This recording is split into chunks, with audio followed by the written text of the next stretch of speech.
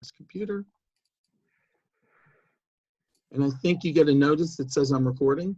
You are recording. Okay, I am. I'm going to read an introduction for each of you that's on the splash slide there. And we're going to start. So, welcome to the first Noir to Bar Online, formerly Noir to Gazebo, maybe for about 10 minutes. I need to get this back to the full screen. Oh, okay, Tom, so you'll want to mute. Oh, I'm sorry. Yeah, I'm asking my tech support here for, okay. So if ever, again, Leslie, Vikusha, you may want to mute yourselves. That'll help from getting distracting sounds in the background. Welcome to Noir to Bar. If this works out and there's a desire, we could do this every month. It doesn't have to be Noir. This one happens to be Noir. We've done in the past one holiday reading. I'd be happy to pick themes based on the kinds of stories you want to read, and it'll give us all an opportunity. And as this goes on, we may be able to get more of an audience, which would be really nice. Betty, would you please, Betty, show the pages here? Well, I'm going to mute you for you. There we go. So there's no background sounds.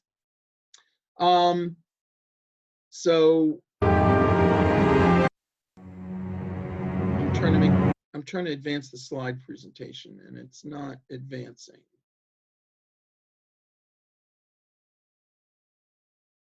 It is for you, it's not for me. Okay, I mean, you can see it differently than I can see it. So I'm sure maybe it is advancing, it just doesn't advance on the screen. I think it's advancing. So, welcome to Noir to Bar. I wanted to mention the 3 writers groups that this is done in conjunction with. By the way, if you want to say something in between or clap, you can certainly unmute yourself. It'll be a lot of muting and unmuting. We have 3 writers groups that we're associated with. The Mainline Writers Group, the Wilmington Chadds Ford Writers Group. Both of those I founded and run on a monthly basis. We are now doing online meetings on the 2nd and 4th Monday of the month. And basically, if you belong to one group, you really belong to both. There was no reason to separate their meetings online. So right now, we are doing programming. And very, very shortly, we will figure out how to correctly do critique online. And the Brandywine Writers Group is our sister group.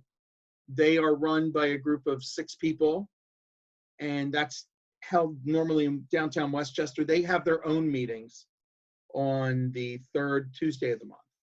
So I just wanted to tell you about those groups. If you don't belong to one of them, they're, in general, a really good resource.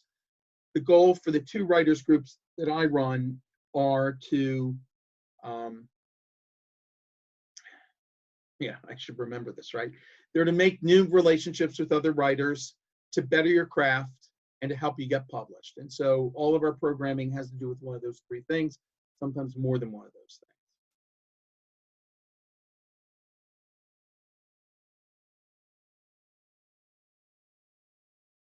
things. Okay, so we're going to start with Walter.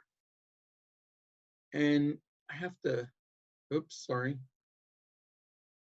I have 3 screens set up here, and I can only see on one. So hold on one second as I introduce Walter. This doesn't work the way I would want. Sorry, folks, technical clod here. Walter Lawn, poet, publishes and writes poetry and short fiction. His work has been published in Everyday Fiction, River Poets, and Unclaimed Baggage. And by day, thank goodness, he's a disaster recovery planner, a very convenient thing to have working for a company these days. Walter, you're going to have to unmute yourself. I am unmuted. Okay. Please, Walter, tell us your story. Okay. The story is Principles. The name's Phil Burke, Bronze Star vet, a PI now, but I have principles. No marital work, no process serving. Perhaps I need to explain what I was doing serving a capias warrant for a particularly sour divorce. Principals cost money, and I was short. So as I often did, I'd put my principals in hock to Pris Davies. Pris ran a family law firm, Davies Associates. Jake Coughlin is an asshole, she told me. There's not a violent bone in him, so none of your military tough guy bullshit, but he's a charmer, a liar, and he's failed to appear too many times. I've got a warrant, you get to serve it. Pris was right. Coughlin was charming, credible, and slippery as a slug. Everyone I talked to lied for him, covered, delayed, misdirected. It took me a week to track him down to one of his apartments under one of his names. The door stood open. When I pushed in, he was standing in his jockeys, a Zig Zauer dangling from his right hand. He cocked an eyebrow at me. I didn't do it, he said. I believed him. Pris Davies lay at his feet in her own blood. The cops didn't like it that Pris had hired me. They hated my being at the scene before they were. They took off their name tags and body cams when I insisted that Jake hadn't done it. Do you want to try to convince me, Burke? Sergeant Breen asked. He's as true, stupid, and mean as a golden retriever on mephedrine. No, I said I couldn't, but Pris told me he wasn't violent and she was twice as smart as you any day. She was obviously a great judge of people. I think she was, I said. That's how I know Coughlin didn't do it. Evidence? Breen growled. None yet. Coughlin was no help when I interviewed him at the jail. Jockeys? I asked. Boxers don't support. I snarled at him through the bulletproof glass. Undressing for bed, he said. Gun? Picked it up from the floor just before you came in. Did you hear the shot? Well, I went out to the living room. Did you know Pris? My fucking ex's lawyer. Do you have a lawyer? Perry Mason. I'm trying to help you, asshole. Thanks a bunch, Paul Drake. Davies Associates don't do criminal, but they agreed to hire a firm that does if we could get Jake Coughlin off the murder rap and paying alimony. Here's what I had after a week of rough legwork, a couple of nicks, and a bruise. The gun, reported stolen a month before, was licensed to Cal Heckford, a warehouse picker whose wife had left him when he turned blue from too much colloidal silver. Interviewing his only two friends and collecting the two nicks in the process, I learned that he and they were survivalist wannabes. They read the websites, but didn't have the gear. Interviewing his ex and collecting the bruise, I learned he was a male supremacist wannabe. He read the websites, but didn't have the balls. The consensus at his work was, what a weirdo, but one guy took it a step further. It was like Arrested Development around here, he said. All those blue dudes. The warehouse security guy had served in Mosul when I had. He let me see the security footage from the time of the murder. It was easy enough to spot the blue guy, but neither of us could swear it was Heckford. As an alibi, it was pathetic, which seemed typical of the guy. I checked back at the office and learned that Davies Associates was trying to collect support for a client, Crystal Heckford. Divorce. Guess who from? None of this was proof. It was time to pawn another principle. Since painting myself blue did not appeal, I tried male supremacy. Cal's favorite website was short on logic and grammar, but it offered some useful details, like where to meet the like-minded IRL. Quizzo's night at Mongo's. I'd served under Mongo in Tikrit. He was glad to let me be guest quizmaster. With the theme law and lawyers, the blue-tinted returning kings dominated. By the end of the game, I had a page in Cal Heckford's clumsy pencil with snappy answers to, why do you get served a capias warrant? Failure to appear. What is the most hated profession? Family lawyer. In stories, what's the best defense against a murder rap? Alibi. In real life, what's better than an alibi? Frame a patsy. How do you tempt a lawyer? That was the money question. It's not good quizzo. It's the setup line for a lawyer joke, and I was after the punchline. Offer her a missing husband, Cal wrote. Once I knew where to look, it was easy. The night Cal stood Jake Coughlin round after round at Mongo's and then offered to drive him home. That was how Cal knew Jake's address. His phone call to Pris on the night of the murder when he was supposed to be on shift at the warehouse. That was when he convinced Pris to go with him by offering to lead her to Jake. Even Sergeant Breen admitted it had the makings of a case. The DA dropped Jake Coughlin like somebody else's used Kleenex. I served the capias on Jake the day they released him. Davies Associates put me on retainer, and 5 or 6 other firms have followed suit. I've had to take on a couple of operatives to handle the load. We do insurance work, background checks, that sort of thing. No divorce work, no process serving. We have principles.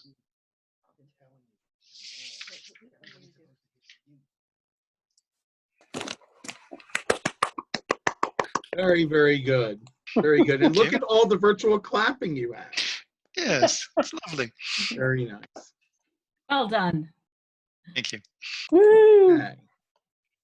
I keep fooling around with the settings here. I hope nothing is going on your end. That you still see Walter and you still see the screen. Mhm. Okay.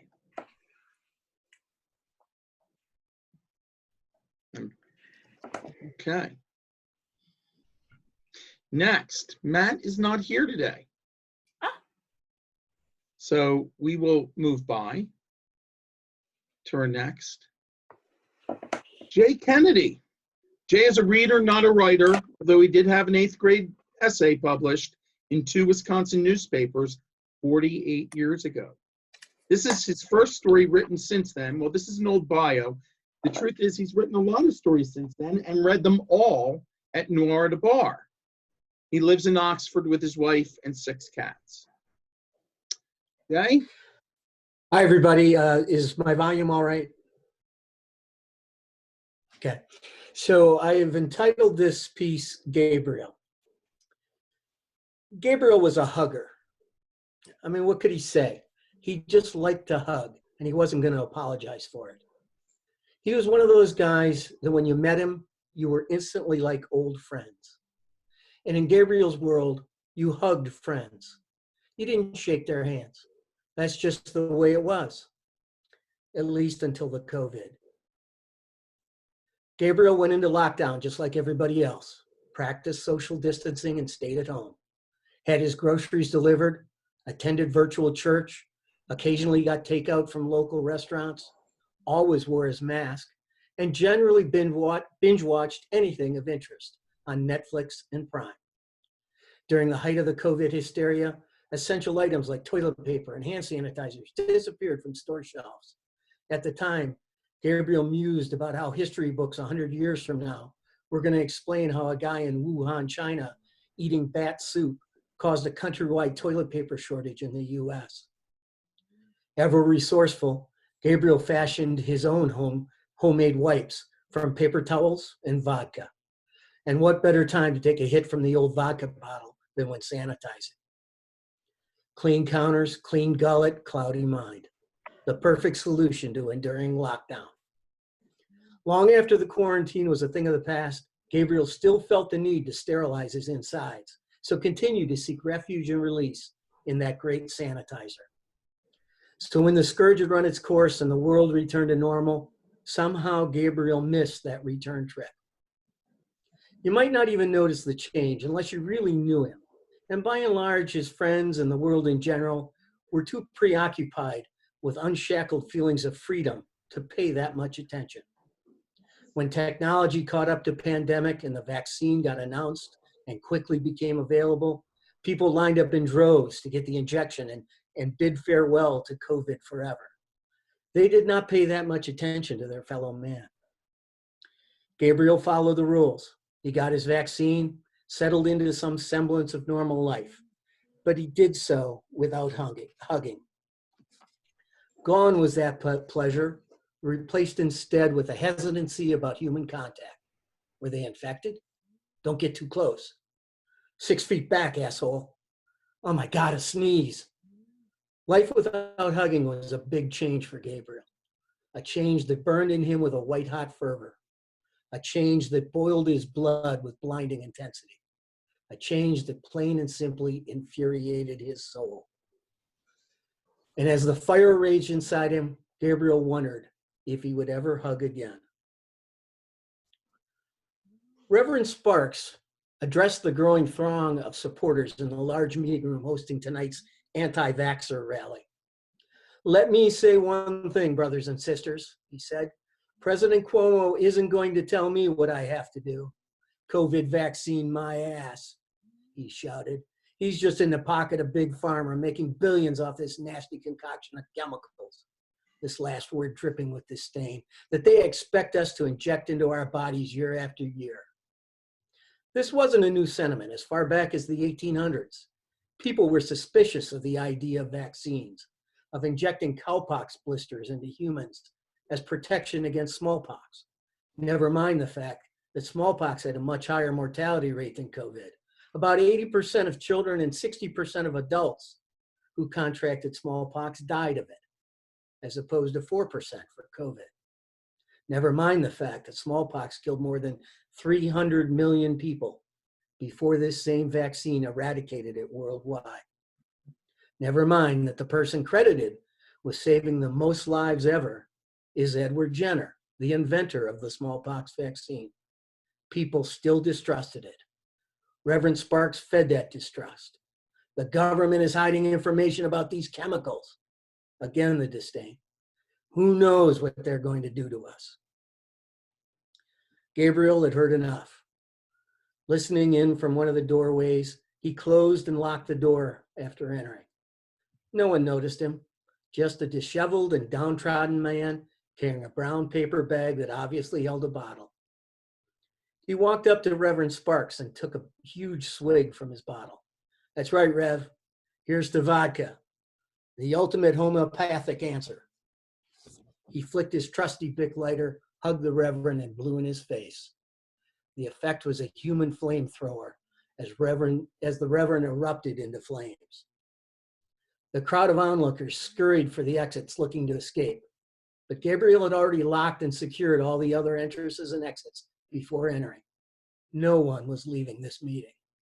He took his time approaching each one before hugging them and napalming that person into oblivion. None of these anti-vaxxers was going to be spreading any coronavirus and spiking the curve again. Gabriel was happy. He was finally hugging again, post-COVID.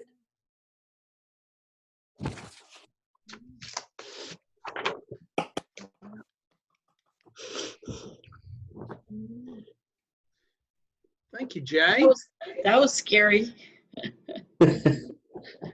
I wrote that about 3 months ago, so. Don't forget, you can unmute yourself temporarily. I know it's a pain in the neck to keep muting and unmuting, but the hardest thing, it's like being an actor in a movie where you're filming and you don't get any reaction, right? Because we all write to get reaction. So feel free to unmute yourself temporarily if you want to clap or give a reaction. I thought it was great. I loved it. Wonderful. Great. Scary. Thank you. Very good. Okay. Oh, somebody knows how to put a clap up. A clap hands. Not me. Sharon. Okay. Leslie Stack is a writer of fiction, memoir, nonfiction, essay, short story, and flash fiction. A teacher, musician, educational consultant, and bookaholic. She lives in Broomall, PA with Christopher. Leslie? My short story is called Balancing Fear. The bridge across the inlet moaned as the current, famous for its ferocity, tumbled and propelled anything within towards the end of the jetties where the river meets the ocean. Their currents crashed against each other, propelling waves up, twisting and falling back into the water. Boats sometimes capsized at this point. Onlookers held their breaths to see if, this time, the sea would win. The inlet was 500 feet wide under the bridge, with rocks lining the banks up to the sidewalk.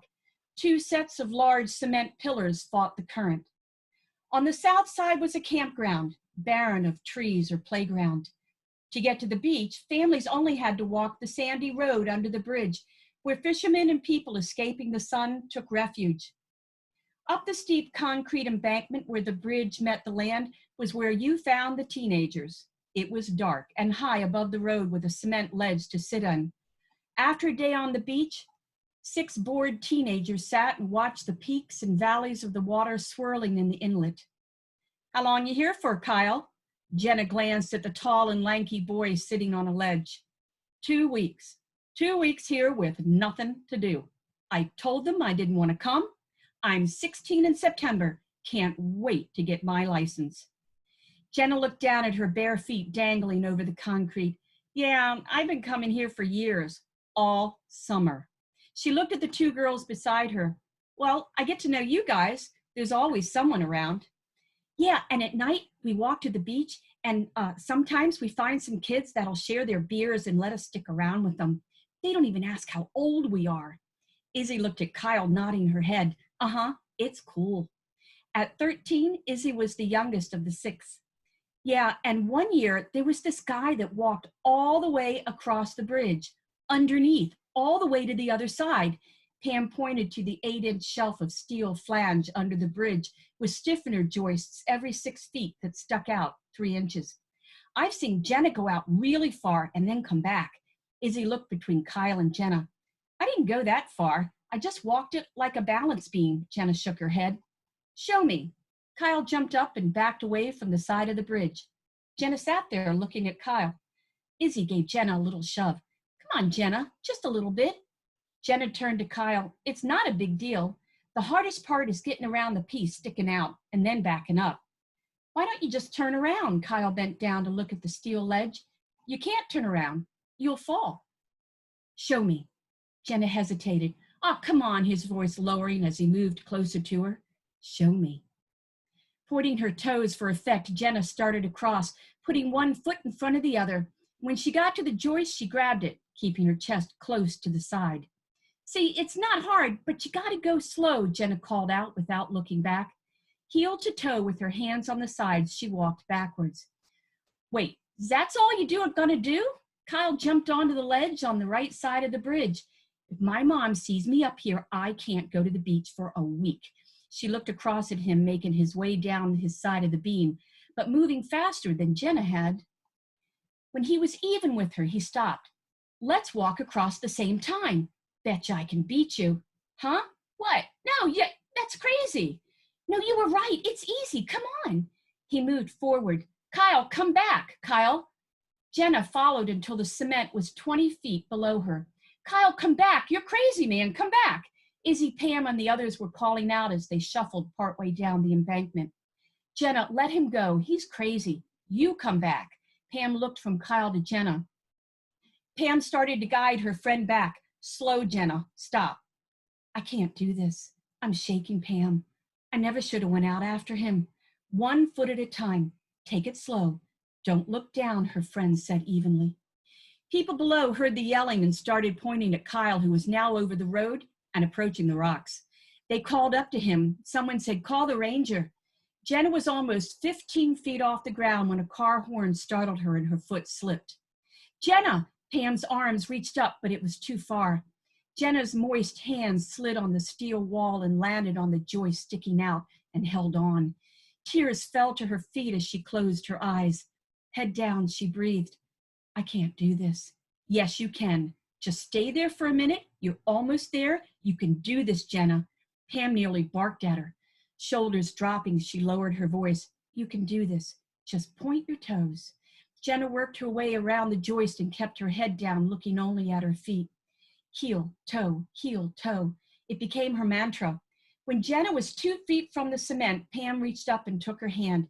As Jenna jumped, they heard voices from below and saw that Kyle had made it over the water and was approaching the first cement piling. A ranger talked into his radio as 6 pleasure boats fought the current to stay near Kyle. Jenna and Pam joined the others. Why? Izzy gazed out at Kyle. Why would he do that? You know, if they keep yelling at him, he's gonna fall. He's gonna fall. You think he'll make it? Pam looked at Jenna.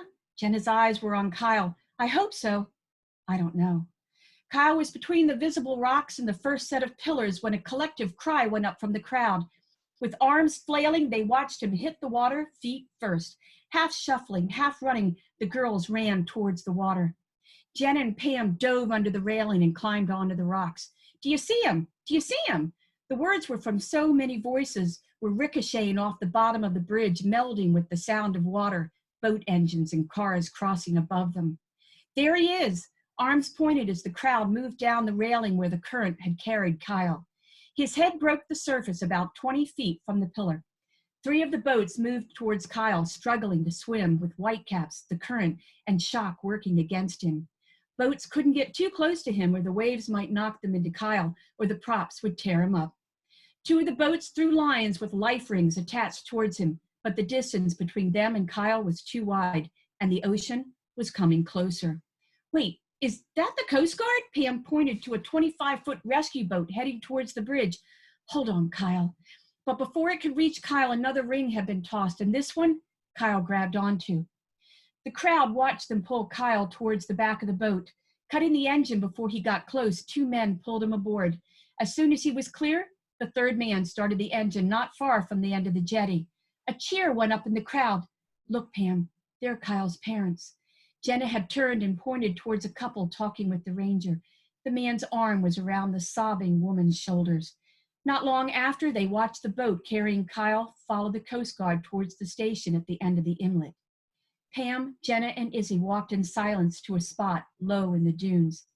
I can't believe he did that, Pam said, to no one staring at the sand.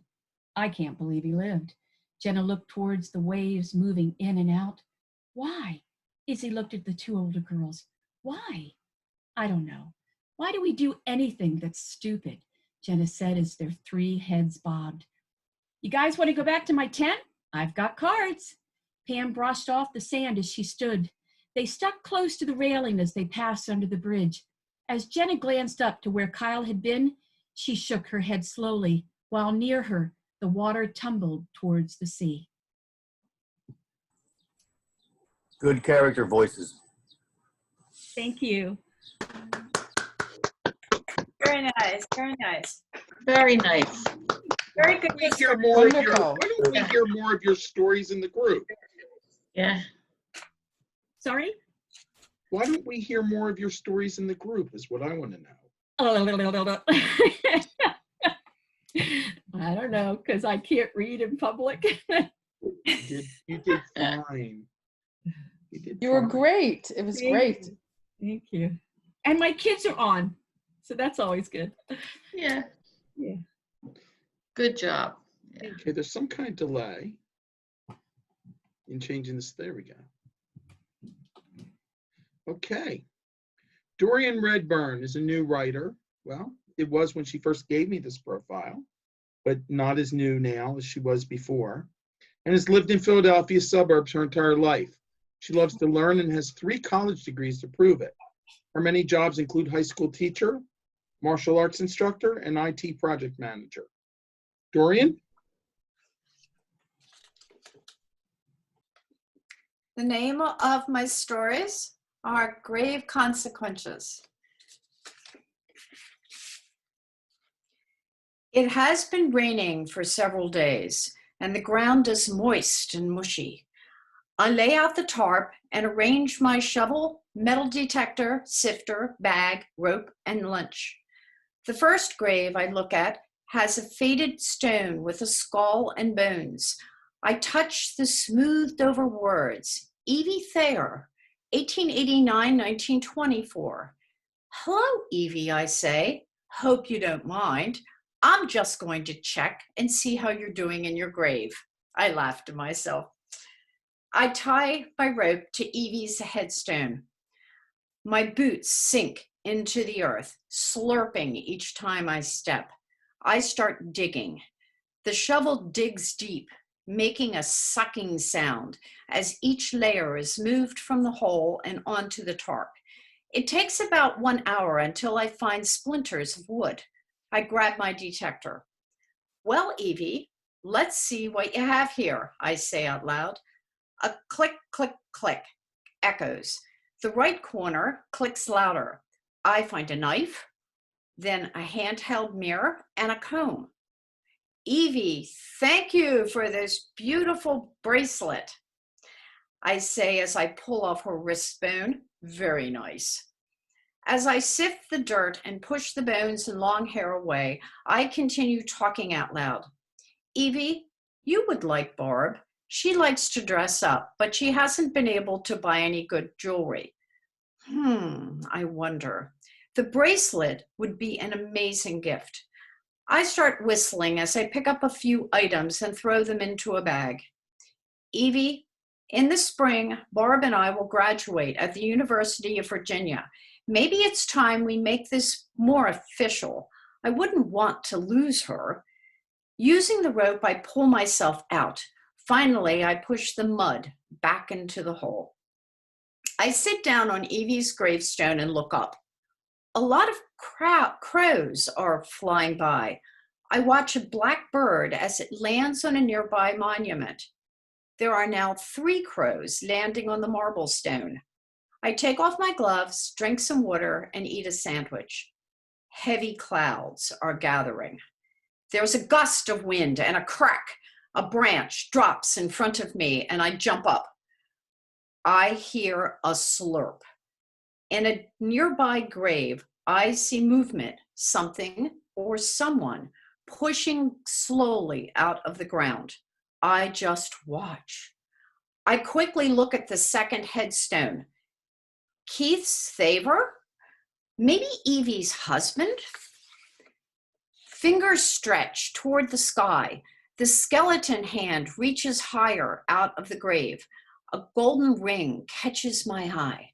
I wait until Kevin's head appears. He's wearing a gold chain.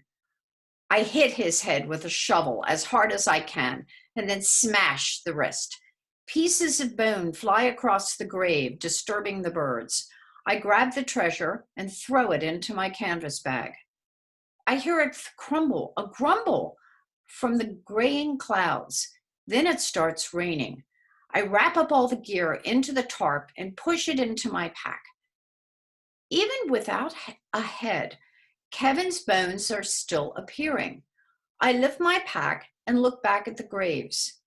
There are 3 more skeletons pushing out of the dirt. Lots of jewelry showing. I shake my head. What a shame. My shovel has already been packed away. I put my head down and move quickly to get back to the barn. I get this eerie feeling behind me, but I keep walking. When I get to the car, I check back. Nothing here, no skeletons, just rain. Lots of time. Except I can't find the key. I check all my pockets, even my zipped pocket. I start walking. About a mile or so, I can finally get the phone working, so I call an Uber. Soon it takes me home to the apartment. I share with Barb. We're just friends. I knock on the door. Hey, Barb, let me in. Wow, what a mess, she says. What have you been doing? Detecting, ironically. I lost my keys and had to walk part of the way, I explain. In my room, I lay out all the valuable jewelry, but find no key. I slip Evie's bracelet into my pocket. I take a bottle of whiskey with me and knock at Barb's room. Have booze? Come on in, says Barb's voice. Okay, so friends with benefits. I pour a shot of whiskey in each of the 2 mugs. This is a celebration. I smile as I give her a mug. I made some money. I gulp the whiskey and offer Evie's bracelet. Barb hugs me. Oh my God, for me, I love it. I'm going to keep it on forever. The next morning, I find muddy footsteps in the hall. In my room is a keychain. My keys. One large index finger bone is still caught in the chain. I search my pack. All the jewelry is gone. I rush back to find Barb admiring her bracelet. Hey, can you take me to get my car? Where? Not too far away. It's where I lost my keys. I have my spare. Barb nods. Sure. Give me a sec. As we get close, I tell her, I was doing some metal detecting in an old family cemetery. What? Barb explodes. What did you do? We can discuss this later, I say calmly as we get to the old house. Stop here. We get out of the car. My car has been moved. Barb, wait here until I check my car. I open the door. The seats are muddy. The mirror is cracked. I check the trunk. Nothing. Hey, Barb, let's get out of here. I look around. Barb, where are you? I walk towards the backyard, yelling, Barb! I hear a scream from the cemetery. Barb is fighting with a skeleton who is trying to take Evie's bracelet. Get off! You're dead, she screams. It's mine! She kicks the skeleton, knocking it down. Then she stomps all over it. I watch Barb. You are amazing, so strong, no fear, she gasps. I love jewelry. I go to one knee. Will you marry me? Good pacing. Oh, I love it. I love it. That's fun. So good. Oh, that's great. That was great I love fun. your stories, Doran. Yeah. Very good. Fantastic. Brian, do I remember correctly that the first time you came to one of the writers groups, you said, I'm not a writer? Yeah, that's what I said. Yeah. Kind of wrong. Okay. I don't know if this is considered noir. Maybe? It's all, we're very Query. nice about it, right? Yeah, It's very fun and very well written, and that's all it needs to be. Yeah. Yeah, that was really awesome.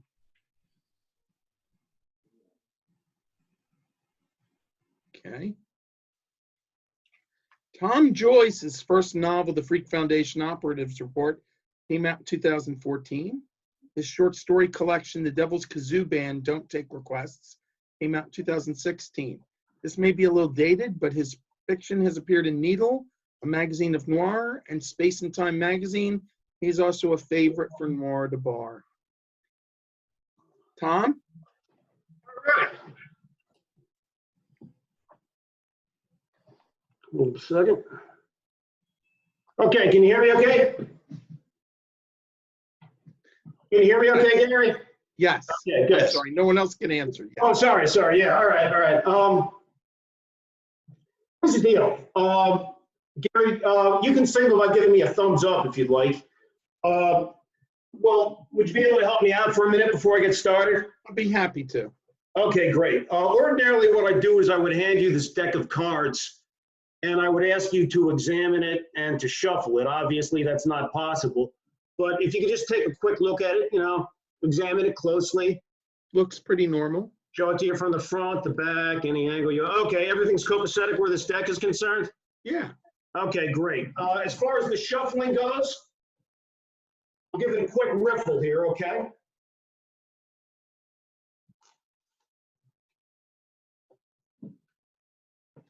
And then I will continue to shuffle it for as long as you tell me. Just let me know when you want me to stop, okay? Just say the word. Okay. Okay, that good? All right, you confident the deck has been adequately shuffled? Yeah. Okay, great. Thank you for your help, Gary. And thank you for your patience, everybody. What I decided I'd like to do here tonight, rather than, hold up, let me adjust this. Rather than read an excerpt from one of my own books, I'd instead like to tell you a story that a gentleman told me once. This particular guy, I consider him to be really one of the great storytellers of our era. It's a shame that he's not better known, but it's really not the least bit surprising because he mostly practices his art in these little hole-in-the-wall bars where he's fond of hanging out and telling stories that typically end with the toast and die. That roughly translates as, may we live 100 years. And I guarantee you, I just mispronounced that. He corrected me 100 times before he finally said, you know what? You're an Irishman. You're probably just born with a malformed palate or something. So how I happened to meet this gentleman, a while back, when I had the germ of an idea that would eventually become my first novel, really, all I knew at that point was I wanted to write about a character who was a professional con artist. Unfortunately, I knew absolutely nothing about the subject. So I got the crazy idea of going to New York City and seeing if I could track down this guy. You may have heard of him. His name is Dave Buscema. He's perhaps better known by his nickname, which is the Professor. Even if that doesn't ring a bell, I guarantee if you're a Noir fan, at some point you've seen a movie or read a book featuring a character based on this guy. I took some doing. I managed to find him. Took considerably more doing, but I managed to persuade him to let me hang out with him for a little bit and kind of watch him in action. So my first night hanging out with him, we're in this bar. And I asked him what I thought was a pretty simple question. I said, you know, I've heard it said both ways. So are you a card shark or are you a card sharp? He says, I'm neither. I am a card mechanic. I do not play the odds, I create them. Tell you what, buy me a drink, I'll tell you a story that illustrates the difference. By this time, the whole bar had gone quiet. Everybody's looking in his direction. I bought him a scotch and soda. He looks around and says, my friends, I give you the cautionary tale of Slick Nick's final hand. It sits along the interstate where suburbs turn to sticks. A rundown place the locals call the Motel 666. Look for a certain employee. He's got a bad toupee. He works the front desk graveyard shift most every Saturday. He supplements his income with a hustle on the side. For 20 bucks, he'll take you to the room where Slick Nick died. It's sparsely furnished, dimly lit. Not much there, truth be told. The owner's long since cleaned the blood and patched the bullet hole. Still, people pay to look at it, but there's not much to see. For some, that room has gained a certain notoriety. It all went down a while back. The night 6 gamblers came to sit down in that room and play a high-stakes poker game. 6 gamblers intent to win, their bankrolls nice and thick. A noteworthy exception, that's a man they called Slick Nick.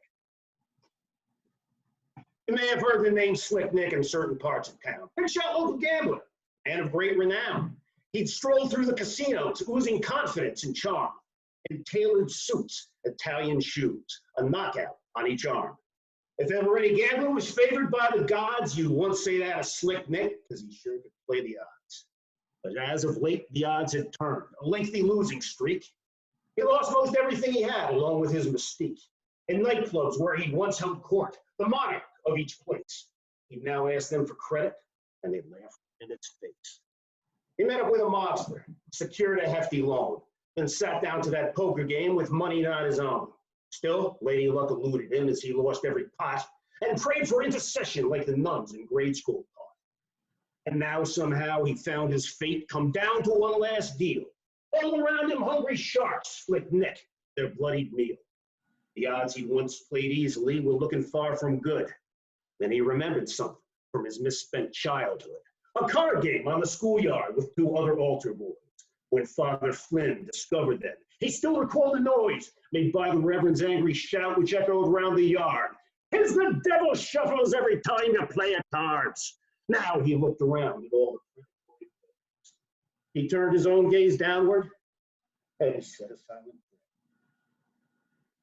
Up to now, my prayers have been directed at the sky. But if the devil shuffles, I've been asking the wrong guy. I guess it's pretty obvious I dug myself a hole. And since I'm left with nothing else, I'll offer you my soul. They say, unlike the guy upstairs, you always play it straight. Just break this goddamn losing streak, and I'll accept my fate. Bravo. The dealer dealt the final hands. Before each man they fell. like half a dozen tarot spreads, dark mysteries to tell. The players called, the players raised, the betting went around. Slick Nick knew he was finished if the devil let him down. And when the last of Slick Nick's chips resided in the pot, the dealer scanned the table saying, "Show me what you got." A bruiser wearing biker colors proudly on his back flashed his cards to show them all his hand, which held 3 jacks. Up next, the corporate CEO, much in the news of late, reclined back with a cocky smirk and showed his hand, a straight.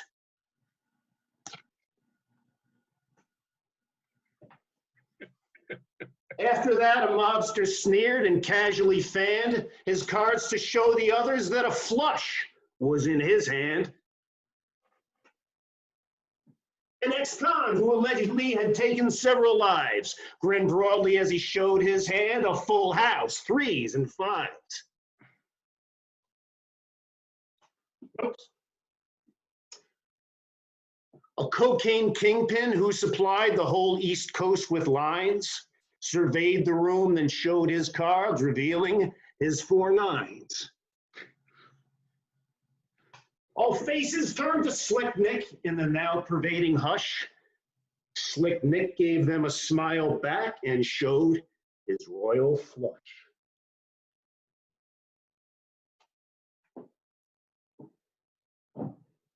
And thus, my friends, for just a moment, everyone was too surprised to speak. A moment when Slick Nick enjoyed his busted losing streak. Who was the first gambler to rise up from that seat, to rise up from his seat, to shout that was no honest deal and call Slick Nick a cheat? Can't say who pulled the 38 or who the 44 or which one was the first to shoot or first to hit the floor. I guess it doesn't matter much. The end result's the same, because not a single player lived to say he'd won that game.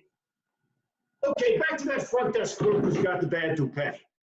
I'll tell you that room's vacant and it's going to stay that way. Bizarre how you would always hear consistent stories when the motel guests would leave at night and not come back again.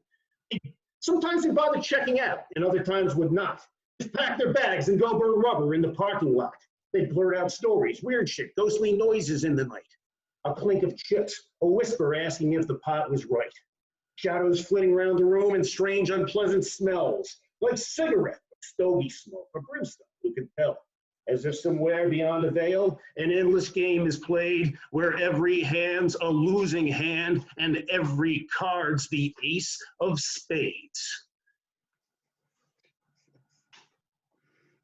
And thus, my friends, it always ends. You play the devil's odds, you're going to play a losing hand. Your luck's put us aside. If I may offer some advice, the choice is yours alone. Don't play by someone else's odds. Instead, create your own. Be quick to help out other folks and kind to those in need. Avoid the traps of selfishness, of prejudice and greed. Take good care of the ones you love and don't act like a dick. And rest assured that you'll avoid that card game with Slick Nick. May all your lives be filled with friends and cherished joys to savor. Here's wishing that the odds you face are always in your favor. Chintan. Chintan. Chintan. Yeah. That was great. Oh my God. That was great. Very impressed by your cards. Oh, thanks. Your cards. Whoa, that was real magic. Same story. Great. Well done. Fantastic. Oh, thank you. Thank you. Glad you guys liked it. Amazing, right? It's one thing that you wrote it. It's an amazing writing thing. But then the performance, right, is just over the top great. Oh, thanks, man. Thanks. Really appreciate it. Yeah. Perfect. Yeah. Oh, thank you. This is why we all need to practice our performance, right? Because sometimes we're going to be after Tom. So we need the most going for us that we can have. Okay. We'll see when the computer wants to cooperate again and go. Okay, so there we go. Next, Jim Sassaman, Villanova graduate, Drexel professor, OSHA defense litigator. He's a novelist with his work in progress, Dempsey's Diner. Set during Watergate, it chronicles the end of the hippie era in a small town nocturnal underworld scene. Jim? Okay, thank you. This is from Dempsey's Diner, which is under revision. The scene takes place smack in the middle. It's entitled, the chapter's entitled 25 or 624. Now comes a dark green VW Beetle with a light gray hood, tooling around the diner and passing us at the wooden fence. There's this black chick at the wheel looking straight ahead, and she can't be bothered with us. Then we hear some black dude standing right behind me and the usual assortment of junkies. Sister woman. Goddamn right I am. The light turns as she shifts into gear. Come on back. I know you ain't got no job. Solid citizens leaving Dempsey's hear this conversation, but have no idea what it's all about. Now we hear the radio coming from the next car in line. We could hear a 5-beat opening bass line and then, waiting for the break of day. Behind the VW was a 1970 Buick Electra 225 with a black convertible top. Instead of following Sister Morphine out onto High Street, the Electra stops. With engine running, the driver gets out and walks over toward the diner entrance. Flashing lights against the sky. This driver stands over 6 feet and weighs about 250 pounds.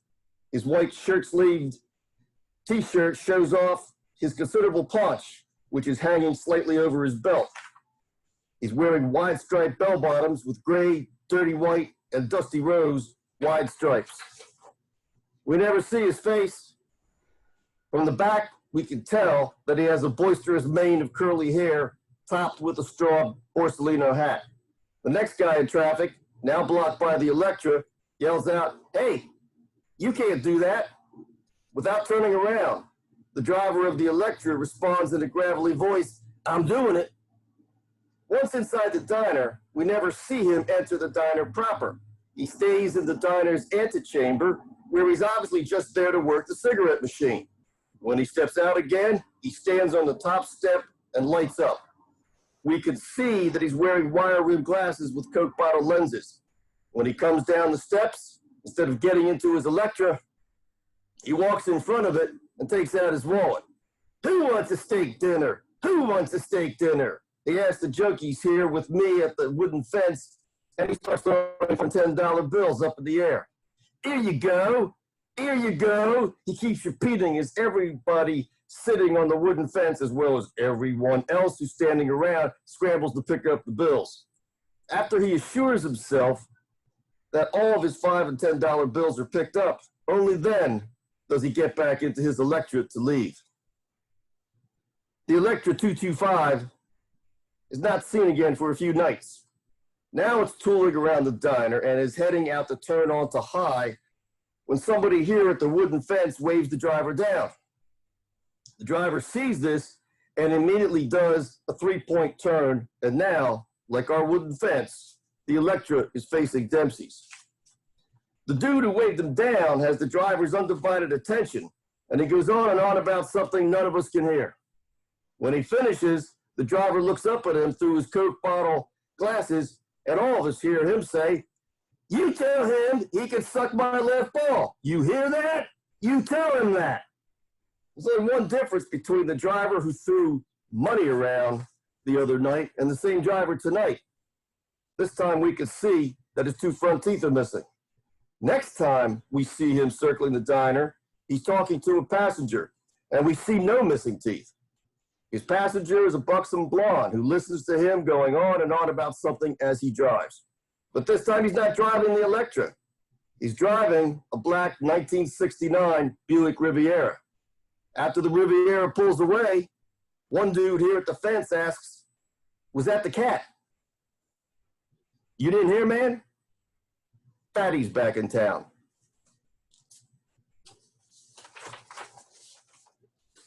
Great. Oh, that's great. Awesome. Thank you, Jen. Nice Oh, job. this Thank you. old music. A lot of words that I haven't heard in a long time. I love the references and the voices. The voices and the record, the music. Great. Yeah. Thank you. Great.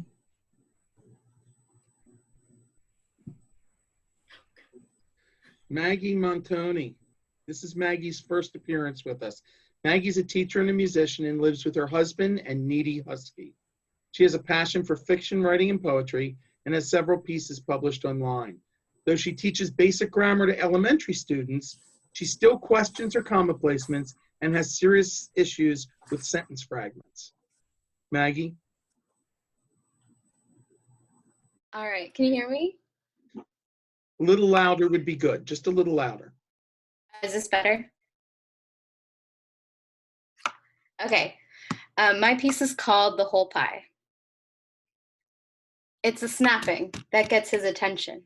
2 fingers, brusque and shameless, red lacquered nails demanding a coffee from disheveled waitstaff. And then she's stationing herself on the opposite end of the diner booth, only 2 feet of speckled linoleum between them. Who orders cherry pie? He's silent and certain his jaw is askew.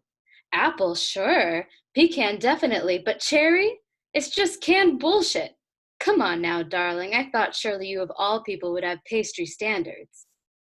His teeth audibly click together as he snaps his jaw shut. What are you doing here?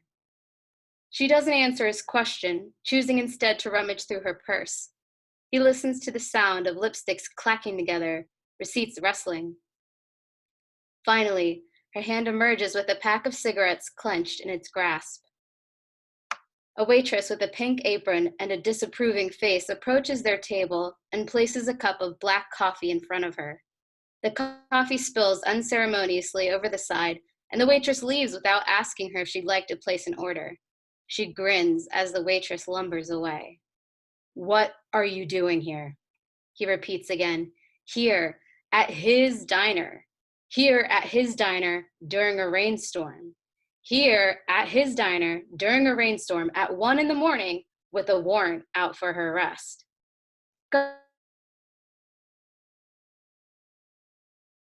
As usual, he reaches into his dry woolen pocket and pulls out a half-used pack of matches.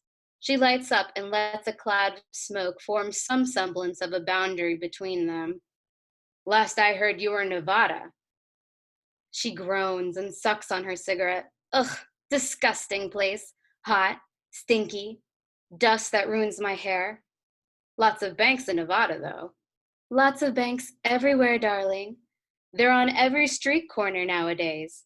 Might as well find a street corner that doesn't make my curls go flat. He almost smiles at that. Almost. Give me one of those, he says, motioning to her pack. I thought you quit. I did. I suppose no one likes their turkey cold. She extends the pack to him, and for a wild moment, he can envision himself grabbing her wrist, slamming it onto the counter between them, yelling for someone to call the police. He takes a lone cigarette instead. Thanks, he says, and his smoke joins hers. So how's the job, dear? Hard, unending. Every day it's a new lead or another disappointing dead end. She beams, and he watches as smoke slithers between her teeth. God, it's so hard having a brain. Your life would be so much easier if your mother made you stupid. He doesn't respond to that, letting the silence linger, and she takes a sip of her coffee, watching him over the porcelain lip. I take it the wife and kids are well? Fuck you, he wants to say. She knows damn well he hasn't heard from his wife or his children since they moved a town over. He can't even blame them. Who wants a daddy that is never home, always angry, always poring over notes at the dinner table, always connecting strings between photographs and taking calls late at night? He could have easily turned to the bottle when they left, and he would have, had it not been for the simple fact that he loves it. He loves connecting the dots, chasing the bad guys, not being stupid. You have it coming, you know, he says instead. We're hot on your trail. You're getting careless. I love being careless. Who wants to care? Let me be savage, I say. She laughs at this, but it's bravado. He knows her. He can smell it on her like perfume. It's like you want to be caught. She focuses on him, and this time her eyes hold him. Depends on who I'm caught by. They let the moment hang heavy. He rubs his palms on his pants. You know, your life would have been so much easier if you stayed in that little podunk hometown of yours, married your high school sweetheart, had some babies. Tend to the field, do the laundry, nurse the baby, sleep with my husband when I don't feel like it. Oh, you're right, darling. It all just sounds so exhilarating, she quips. But he can tell he's under her skin now. She hates being told what to do. Would have been easier. For who? She demands, and it's the first time he's seen her ruffled and biting, no longer cool and apathetic. The facade has left the diner. For my husband, for my mother, for you? If I would have stayed and been an obedient good girl, you wouldn't have any thrill in your life at all. So what will happen when this all ends? When you have handcuffs around those pretty wrists of yours? They stare each other down. He can see, oh, sorry, Siri's in the way right now. Sorry about that. He can see her heartbeat in her throat, hammering in time with his own. You don't want to know. That's why you won't let yourself know. Bullshit. She leans back and he watches as she adorns her mask once more. She gives a shrug and grins. Let's just get our kicks while we can, huh, dearest? Don't be bothered. She stands and throws bills next to his plate. On me. I look forward to meeting again without a silly table between us. She moves to go, but pauses by the door. There is nothing dangerous about a woman who wants the whole pie. I like this. You do too. Don't ruin a good thing. And then she's gone into the dark and out of sight. His mind reels, burning through their conversation like the finished butt of a cigarette scorching his fingers. She always leaves him like this, lightheaded and tongue too thick. He could have had her. She was right there so easily in his grasp. He could have had her. He snaps his fingers for a waitress. I'm done with this pie. I'll take apple instead.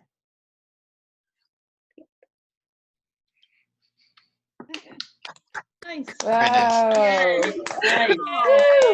Yay. Great dialogue. Good. Great dialogue. Thank Yeah. Very good. Yeah. It's awesome. Yeah. Yeah, my girlfriend says she likes it too. So looked over at me, she's like, she's good. Those probably aren't the same stories you read your elementary kids, though, right? There's a little bit of editing, I think, for that. Good intensity build up. Oh, thank you very much.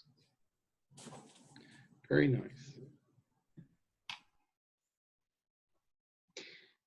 Jeanette McGeoch is has been an astrologer for over 40 years, has been an avid reader, and thought it was time to try writing something of her own.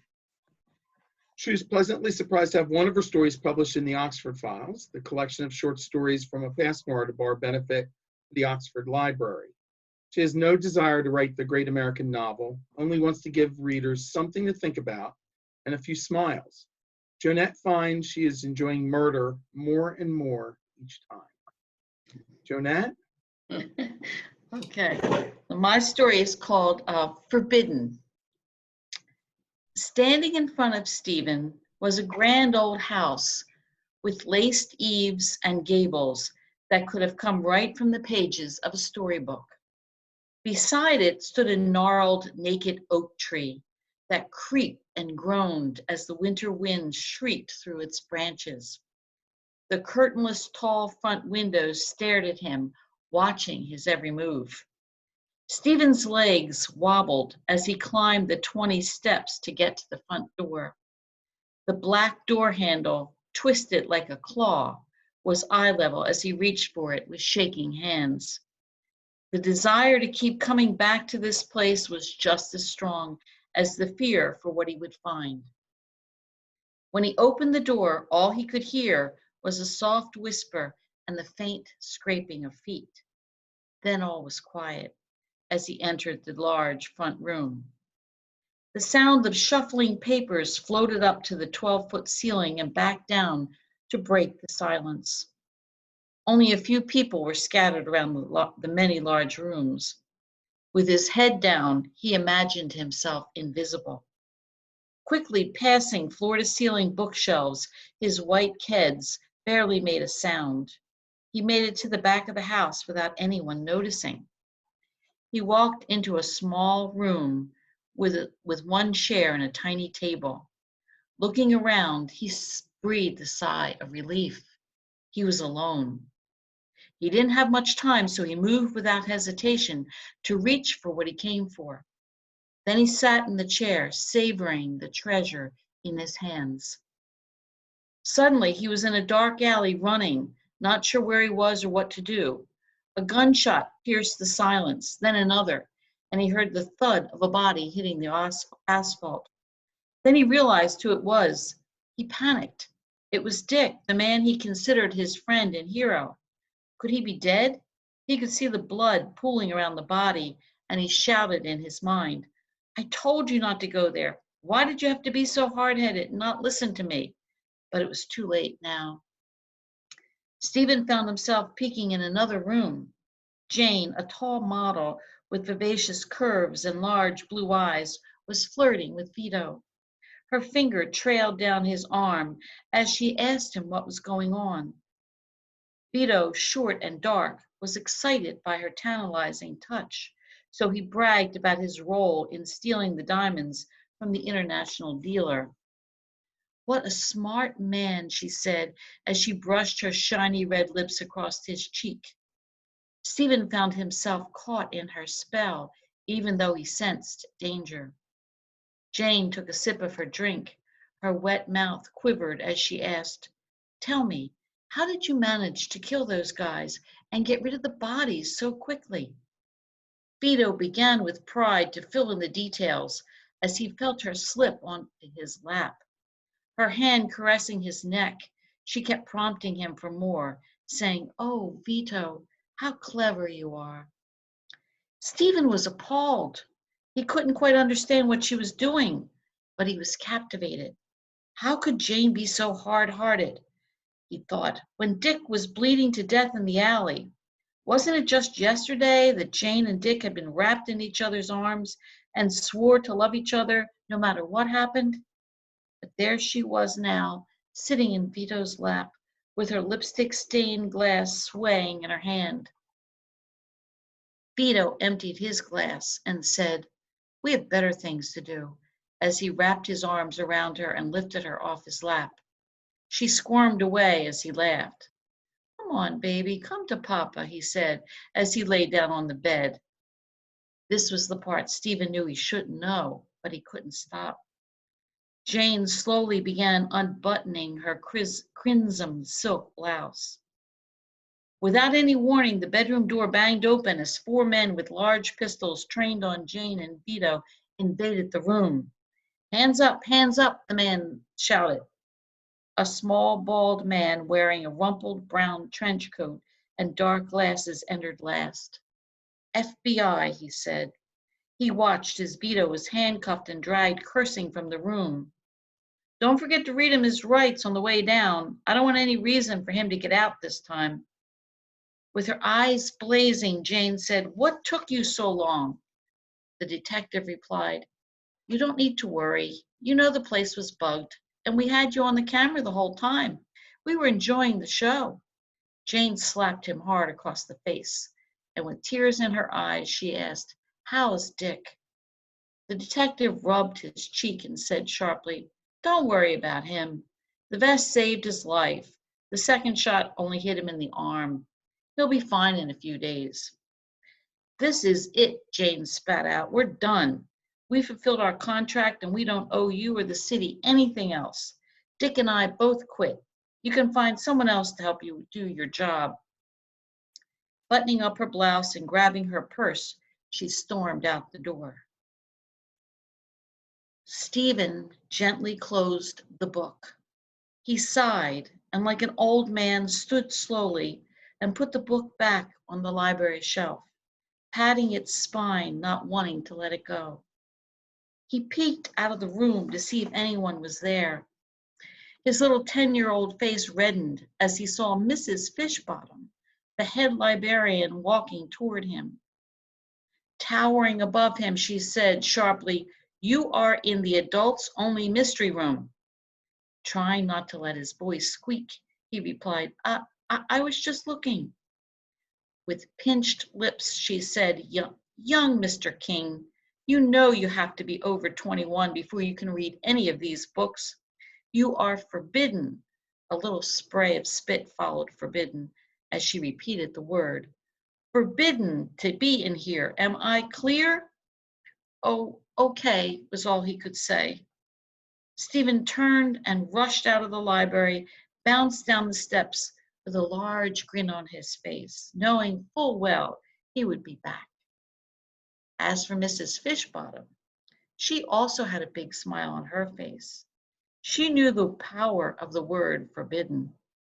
"Mr. King, you will make a great writer one day," she said to herself. The end. Wonderful. Wonderful. Well done. Thanks. You know, the great joy in doing this comes from watching people grow in their writing.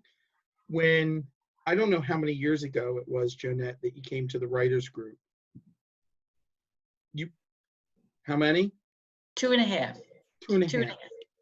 Unbelievable the difference in Jonette's writing from when she started and where she is now. Thank you.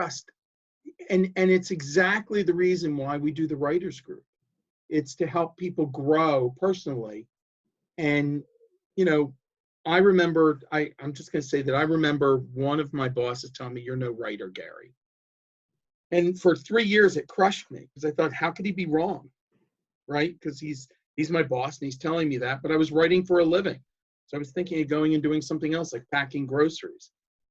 But what happens is he wasn't right. And most people can be better if they're just given the opportunity to understand how to make it better in the positive environment.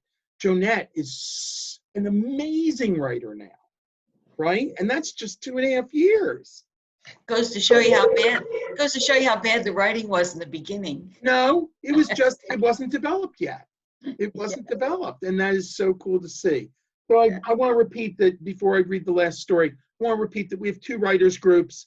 They're both available on Meetup. That's the way you get to them. Meetup is a free service. It's kind of like Facebook, except it's for groups. You join there for free. And we're holding 2 meetings a month, 2nd and 4th Monday of the month, where we're doing some kind of programming, and we will get back to critique eventually as well. I also want to mention that I'm really proud. We have 19 people who hung out to the end. We had around 25 or 28 at the high this evening. That's incredible, and a credit to everyone else who's staying, who hasn't been telling a story, who is staying to listen to the story. So thank you to the audience who is supporting specifically some of the writers you came from, and then coming to support the rest of us by staying. My last story needs a little explanation, and that is that we've been doing Noir to Bar for about 3 years. And it actually started because Tony Conaway, a longtime fixture in writers groups, he has been involved in every local writers group, told me at one point that they wouldn't let him into the Noir to Bar at Philadelphia. They wouldn't let him read. And I said, uncharacteristically, I said, screw them, we'll do our own. And that's really why Noir to Bar started. And because I wanted to give Tony a platform to give his stories to the public. And then also because I wanted other people to have an opportunity to share their stories. Why wouldn't they let him in? I'm sorry? Sorry, Gary, why wouldn't they let Tony in? It's because Tony at that time wasn't published with fiction. He was a nonfiction writer. Oh. And they were all book writers, and so they liked him, but they were a little cliquish. So that was why. Kind of makes sense. Thank you. Yeah, well, it makes sense. But if you're a good storyteller, what's it make a difference whether you're published or not? So, for the last 2 years, Jay Kennedy, one of our speakers tonight, introduced us and brought us in to do these events for the Oxford Library as a benefit for them. And the Oxford Library was generous enough to find the place for us and to give us the room, and we provided the readers.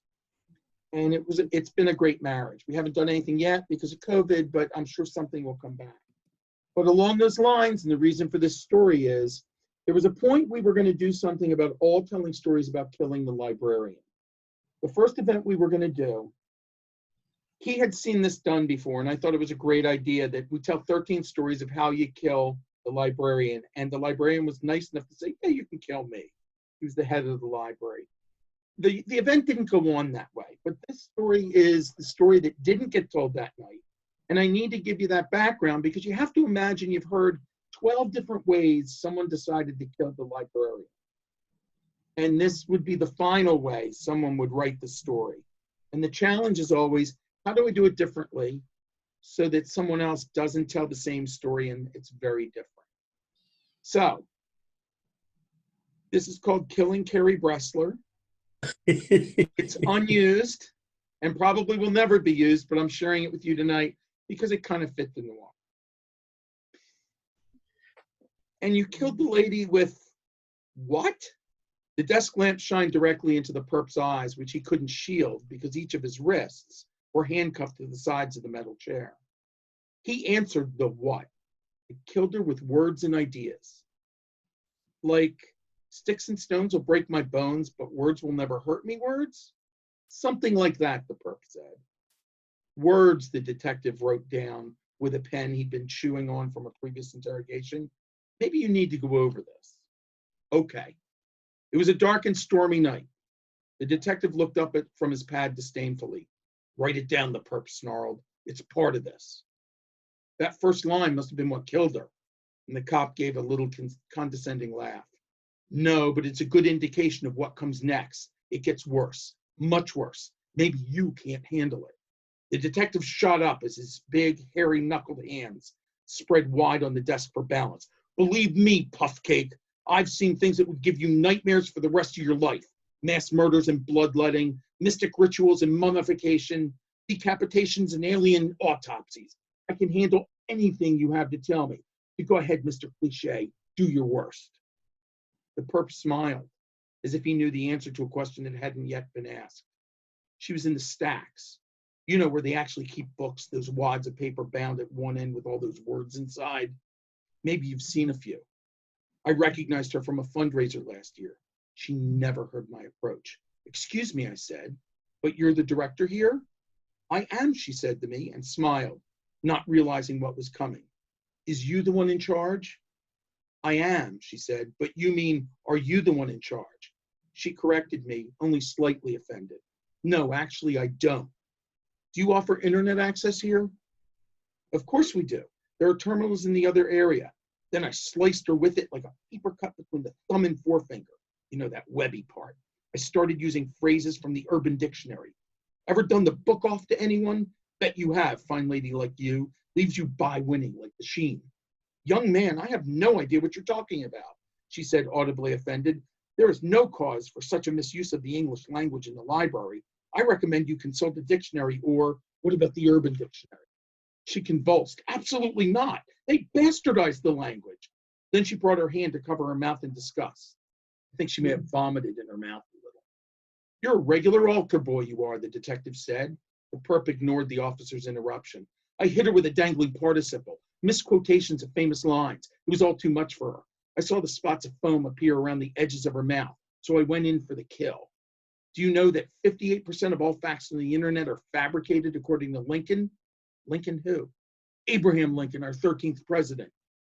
Abraham Lincoln was our 16th president, and he died in 1835. The internet didn't come out until I didn't let her finish her sentence. Did you hear the joke about the nuclear scientist with a dual personality? It was total confusion.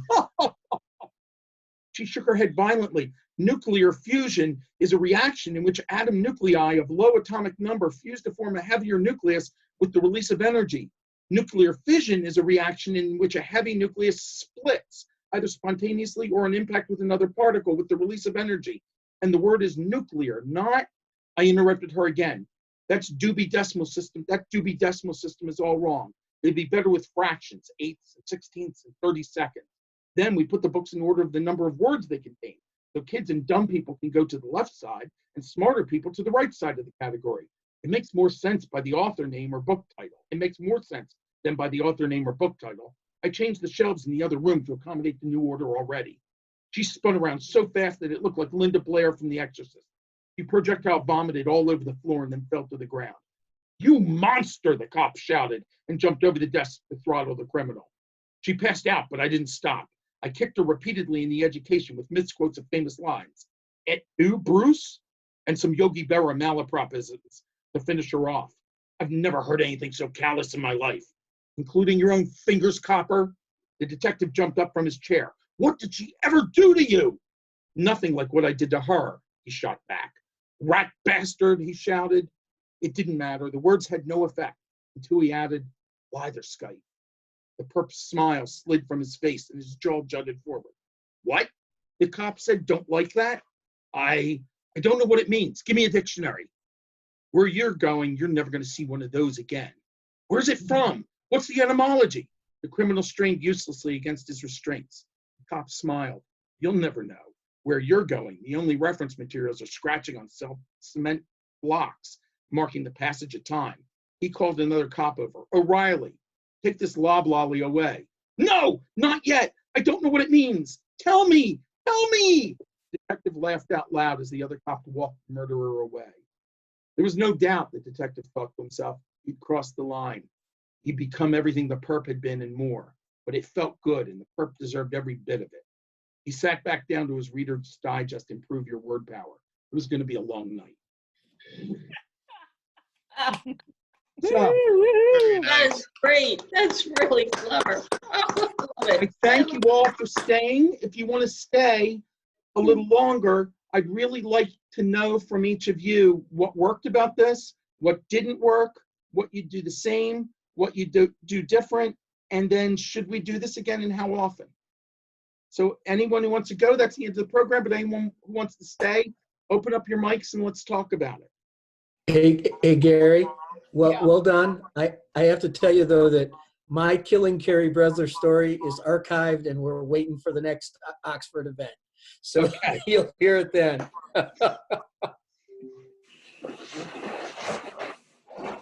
So, Gary, can you put, at the very end when you were doing your own story, can you put something in here for yourself? yeah, I did, actually. It's there. I just always forget me. It's there. Is that you? Oh, That's now me. you're here. With Now with the much darker beard, yeah. Yeah. you look a little dark, yeah. But Yeah. Gary, So I'm gonna Gary, try and, yes. to your previous use of the word cliquishness, Yeah. I can tell you that it does not exist. I've never seen it at Mainline. I've seen it, and I've seen the absence of it elsewhere, and I think it's it's counterproductive. So I think it's to your credit and Mainline's credit that it does not exist. I mean, there's true camaraderie here. That's the best thing Mainline has going for it. I will tell you, I've told this story a couple times, that when I first created the group 10 years ago, that was the one instruction I had for everyone in the group, was people can leave for any reason. They can leave because it's a bad night. They can leave because they don't like the content. But if they leave because they weren't welcome, then we failed totally. Now, everyone's turned over, right? So no one has heard me say that. It's never happened in either of the groups. I'm so proud of all the writers in all of our groups that they embrace new people, right? And it's just a tribute to the quality of person who's coming to the group. that they welcome people in and that we've created a home for people. So I'm glad you notice it. Mhm. So what else would you tell me about tonight that worked or didn't work that we should either fix or leave the same? I loved the graphics in between the readers. One thing that I would like to see was if the reader could be in the big screen and their bio in one of the small screens on the side. Yeah, that would probably be a good idea. And The so you mean bio- while you're reading it, we would be in the big screen, right? Right. Probably the bio won't be readable. So what I probably have to do is flip in and out, right? So, okay, so I will try and arrange that for next time. I'll have to practice that. Okay. Because the bio, you know, if it's not fairly large, you won't be able to read it, but let me figure out what we have to do. Thank you for that. I just May I wanted to speak? say, oh, sorry. I just wanted to say, as my first time, thank you all so much for welcoming me. I felt extremely welcomed and encouraged by this group, and I really appreciate it. The talent in this group is so phenomenal, and I'm really looking forward to all the next events. And thank you, Gary, for organizing. I'm going to actually head out, but thank you all so much. This was great, great fun, and I'm really looking forward to the next part of it. Bye, Maggie. Same here. All right, thank you. Take care. Bye. That's always nice to hear from someone new, right? Yeah. May I speak? Yeah, please, Ann. Hi, Gary. First of all, on Hi. Jonette's bio, American should have had a capital A. You're right. I noticed that. Yeah. I enjoyed this. Hi, Tom. You were hysterical. Yes. I enjoyed this. I have not been able to make it to a Noir at the bar because it's too far away from me. I live in the Willow Grove area. But I'm really glad that this is online now, and I would like to join the next time that you have one too. So Yeah, I was think thinking it's you great. should be reading here. Pardon? And I was thinking you should be reading. Reading? I don't write noir. I write fantasy or horror. Yeah. Yeah. You could put in a horror. Well, maybe. Thank you very much, Gary. Thank you. I think you ought to be reading. May I announce what I know about you recently? Oh, yeah, sure. Okay. I'm a partner in an editing business, which is why I noticed the American. And I'm also a partner in a microprint. And our next anthology is the Trenchcoat Chronicles, and Gary his story has been accepted. So he'll be in our anthology. Nice. And Ann keeps putting out books. So I have sent out, I think twice, sent out notices to everyone. And how many total stories did you get submitted? More than we did for the first anthology. The first anthology we were, that was on the subject of twins. It's called the Twofer Compendium, and Gary has one in that also. That one we had close to 100. This one we had over 100, and that's really So, all over 100, but you published, you chose what, 29 stories? Yes. So it's going to be a little bit lower than that, though. It'll be 27 or 28. So I want to point out that that's, if your story's a good story, those are pretty good. That's pretty good place to apply to, right? With your story. I'm sorry, you broke up. Could you say that again, I'm sorry. please? Those are pretty good. If your story is good, if not better than anyone else's, a 1 out of 3 or 1 out of 4 acceptance rate is pretty good. I would consider the next time I send something out and give you the notice that Ann is doing a solicitation, that you consider that. And sometimes it is worth writing the story specifically and not just having something to pull out. Both stories were written for Ann's books, right? So consider that. And I think everyone wrote a story for the book. Yeah, and also, as I said, next week when we do the writers group, it's going to be about submitting through Duotrope and Submittable, and it can show you where the markets are and where you may be able to market some of your existing stories or get inspired and submit some other stories. So you know about Raylan? I'm sorry? Raylan.com is another place to find markets. And Diabolical Plot submission grinder. So anyone else want to talk about anything to do with this event? And Should we thank do you it for, more often? Should we do thanks it monthly? everyone. Should we do it bi-monthly? What do you think?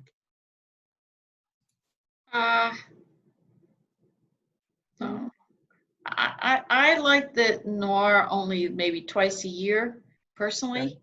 because you know, to work on something, a short story like that takes me away from my other writing. I mean, I know other people could do all those things at once, but I can't. But I'm going to say that you wouldn't have to submit every single time. You might. Right. So if you wanted to, yeah, if you wanted to do it 4 times a year, because these are fun. It's always exciting to hear everybody and It is. just to see the variety of stories, and you know, it's and how good they are. It's exciting. It's inspiring. And it doesn't have to be noir. It could be noir a couple times. It could be something else a couple times. Oh, good. But 'cause I anyone don't else? do Any noir. thoughts? I don't do noir, so that's good. It's fine. Yeah. Anyone else have any thoughts? I like the holiday idea one. Okay. Holiday idea is The good. holiday idea. Yeah. I'm sorry? What's the holiday idea? We did a reading where the only theme had to be that you had to have a holiday in your story, right? It was just picking something different. We did it in Thanksgiving, Christmas time, because I thought you didn't have to tie it to one of those holidays. Any holiday could be used. That is a good idea. I like that idea. So, That was a really fun event, that holiday noir. so if we did this every other month, but it wasn't all noir, it was something else. Yeah. Remember that That you don't sounds- have to have a sounds story good. for everyone, but would you be kind of interested in it happening more often than twice a year? So it is. Definitely. Yeah, how about this, man? How about like if you're gonna do it like more often, instead of calling it noir, just make it like the literary open mic. You know, There you go. There you go. people who aren't really into noir can just read their things. How about that? Like the online open mic. That's what we could call it. Like That's what Phoenixville Library calls its event. Oh, really? Oh, okay. It calls it online or on mic night. That's their official title. Are you from Phoenix? I definitely think we would change it. If we were doing something other than noir, we would definitely change it. Oh, okay. Yeah.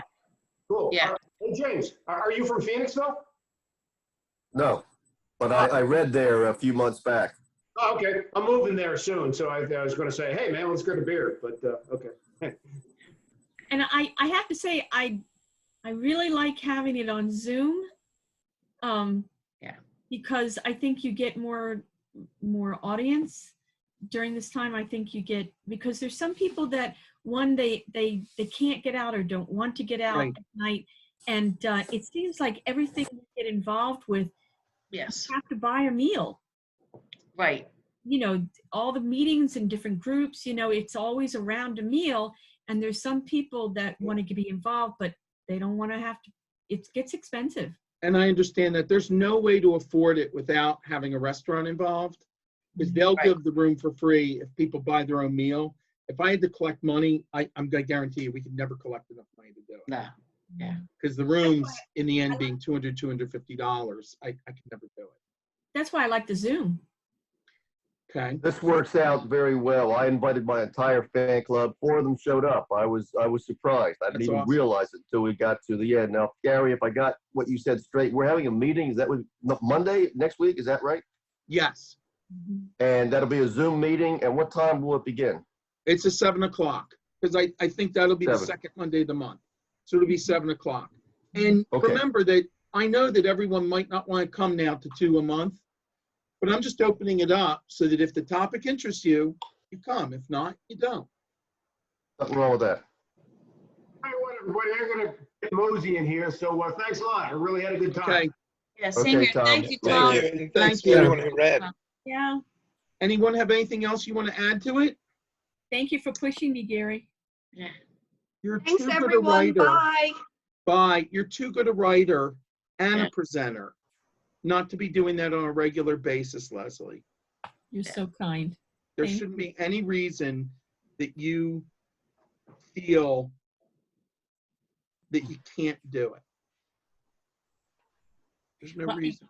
It gave me a deadline. It gave me a reason to practice and tweak.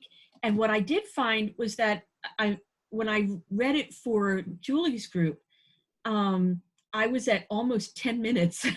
And I went, oh, that's not going to work. And you know how many people say, you to take these words, she was feeling blah, blah, blah, and you said she felt. And I actually, all the times people have said, you know, crunch it down, don't make it. I was able to see that and do that and get it down to under 8 at least. Good. Yeah. Yeah, it's good exercise. I agree with you. It's good exercise to tighten up your, you know, anything you do. Yeah. And I like it. Yeah, I like it's not, we won't do noir all the time because it's boring. They always do that to me. Not boring, but it's hard. It's, you know. We're getting feedback. So whether it's verbal or whether it's in writing, it's feedback. Hey, yes. I have beta readers. I also have beta listeners. They don't want to read. They'd rather have me talk to them privately. And it doesn't matter. I still get feedback. Yeah, you're right. It's great. How do you feel about, since you've, for the last ones here, how do you feel about the microphones being muted?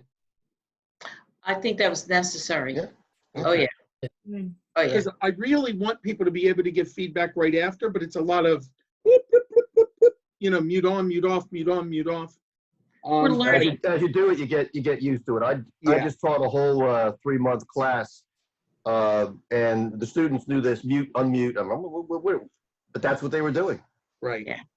Yeah, we do it a few times. This is the new norm. We got to learn how to do this. And I agree with you. It is the new norm. I don't see us going back to the other for a while because I don't think people will show up.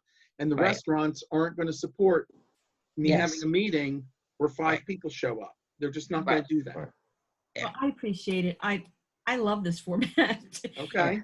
The one thing is that I had heard how amazing Tom was because I've never seen him, and he was amazing, but I couldn't really hear him a lot of times. He needs a wireless mic. Yeah. Because he's too far away. So I'm going to talk to him about that. Good. He, you know, he needs some lavalier wireless mic to hook up to him. Also, as good as he is here, not nearly as good as he is in person, right? That's what I've heard. He's a performance artist. So yes. And it's always changed. different. It's always different. He's amazing. Yeah. Wow. I was tickled that both my boys showed up. At a last minute thing. I didn't even think to tell them about it. And I told them about it about 6 o'clock and I saw their names show up in the feed. I was like, yes. And this is why we do this way, right? Because if we get 2 of your people to show up and 3 of someone else's people to show up, then we have an audience that's bigger than the 13 of us, which is worthwhile anyway, but not as fun as having 28 people watching us tell a story. Yeah, yeah. Well, and that's really one of the fun things about the Oxford event is you get an audience of 85 people. Wow. You know, But it was a fundraiser, so it makes a difference. Yeah. Right. When you're ready, but it's, you know. But that, we'll make it happen, Gary. We'll make it happen whenever you're ready, Jay. Yeah. Anyway, I thank you all for staying longer. Thank you for the feedback. I'll probably schedule 4 of these out. Okay. Right, with different topics.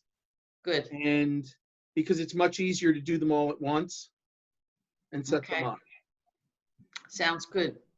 So, do you know what is the topic on the 24th? Right now, I don't have another topic. Okay. I have to go hunt someone down who can do this. One of the things, Leslie, were you at the last one that Jane did? Yes. So one of the things is I insist people do slideshows. Yes. Yeah. Or I won't let them do it because honestly, while it's okay to hear someone read a story because that's the focus, If they don't have some support material that's going to show what they're talking about and they're doing a presentation, it's boring as hell. And so, you know, it's not just someone who's good at it. They have to agree that they're going to put up a PowerPoint. Well, I think I might be missing that Monday, so I was wondering what I was going to be missing. I don't know yet. Although the good news is, if the person says I can record it, I can record it. But Maddie asked me not to record. So, you know, she wants to be able to use that to promote whatever she's promoting, and she doesn't want me to have it online permanently. I'm guessing, right? And I'm perfectly happy with that because I understand that.